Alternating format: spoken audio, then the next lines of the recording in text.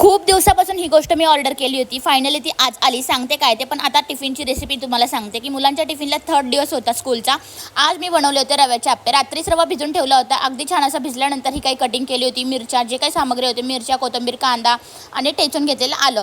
तर हे सगळं तेलामध्ये फोडणी दिलं आणि मस्त असं रव्यामध्ये पाणी टाकून कन्सिस्टन्सी करून घेतली आणि छान असं डोसे करायचे असेल तर त्याप्रमाणे पाणी, आप्पे करायचे असेल तर त्याप्रमाणे पाणी त्यामध्ये ॲड करायचं आणि हे सगळं काही फोडणी दिलेलं त्यामध्ये ॲड केलं. छान असं थोडंसं मीठ टाकून दिलं. मस्त असं मिश्रण हाटून घेतलं आणि मस्त आता इकडे आप्प्याचं पात्र तापलंच आहे. त्यामध्ये छान असे आप्पे टाकून घेतले आणि झाकण ठेवलं. झाकण ठेवल्यानंतर अगदी थोड्या त्या वेळात मी 5 मिनिटं बारीक गॅसवर ते शिजून दिलं. अगदी लुसलुशीत आणि मऊ असे आप्पे झालेले आहेत. छान असं पिल्लांचा टिफिन भरला. तुम्ही ट्राय करा तुमच्या पिल्लांसाठी. आप्पे हा टिफिनला एक दिवस दिलेच पाहिजे. छान असं मुलं टिफिन फिनिश करून येतात. त्यानंतर ते गेले तर माझी घरची ड्युटीही चालूच झाली. अगदी सगळं घर क्लीन करून टाकलं आणि सगळं काही झाडू भांडी वगैरे सगळं करून दुपारची वेळ होती, पिल्लाला आणायला जायची. त्या जायच्या आधी मला एक पार्सल आलं. आता हे पार्सल काय आहे बघण्यासाठी उद्याचा व्हिडिओ नक्की बघा.